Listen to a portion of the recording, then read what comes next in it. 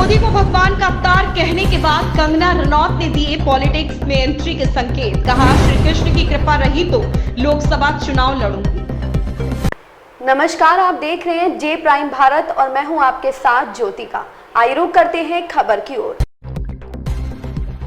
कंगना रनौत को बॉलीवुड की क्वीन कहा जाता है। बॉलीवुड एक्ट्रेस दमदार एक्टिंग के साथ साथ शानदार तरीके से अपनी बात भी रखती हो।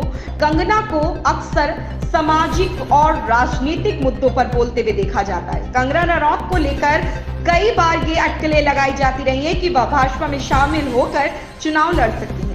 कंगना रनौत ने भी पीएम मोदी की कई बार जमकर तारीफ की है। ऐसे में अपनी फिल्म तेजस के रिलीज के बाद कंगना रनौत गुजरात के द्वारकाधीश मंदिर पहुंची और इस दौरान उन्होंने मीडिया से बात भी की। बॉलीवुड अभिनेत्री कंगना रनौत ने शुक्रवार को राजनीति में प्रवेश करने का संकेत दिया और कहा कि अगर भगवान कृष्ण ने उन पर आशीर्वाद दिया तो वह अगला लोकसभा चुनाव लड़ेंगी। उनका यह बयान उनकी गुजरात यात्रा के दौरान आया था, जहां अभिनेता ने श्री सोमनाथ ज्योतिर्लिंग और द्वारकाधीश मंदिर में पूजा अर्चना की थी। समाचार एजेंसी पीटीआई के हवाले से जब पत्रकारों ने उनसे पूछा कि क्या वह अगला लोकसभा चुनाव लड़ेंगी, तो रनौत ने कहा, श्री कृष्ण की कृपा रहेगी तो लड़ेंगे।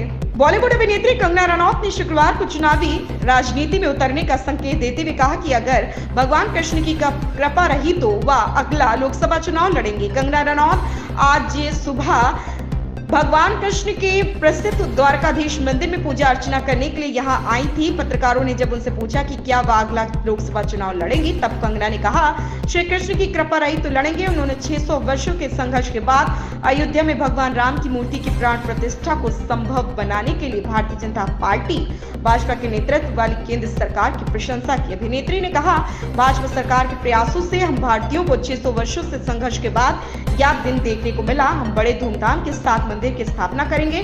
सनातन धर्म का ध्वज पूरे विश्व में फहराया जाना चाहिए। अपनी हाल में रिलीज हुई फिल्म तेजस में कंगना वायुसेना के पायलट का किरदार निभा रही। कंगना ने सरकार से तीर्थ यात्रियों को समुद्र के नीचे डूबे प्राचीन द्वारका शहर के अवशेषों को देखने की अनुमति देने के लिए उपाय करने का भी आग्रह किया। उन्होंने संवाददाताओं से कहा, मैं हमेशा कहती हूँ कि द्वारका एक दिव्य नगरी है, यहाँ सब कुछ अद्भुत है। द्वारकाधीश कड़ में विद्यमान है। जब हम उन्हें देखते हैं तो मैं धन्य हो जाती हूँ। मैं हमेशा कोशिश करती हूँ कि जितना संभव हो सके यहाँ आकर भगवान के दर्शन कर सकूं। जब भी मुझे काम से थोड़ी फुर्सत मिलती है मैं आ जाती हूँ। इस खबर में बस इतना ही। बने रहिए जे प्राइम भारत के साथ।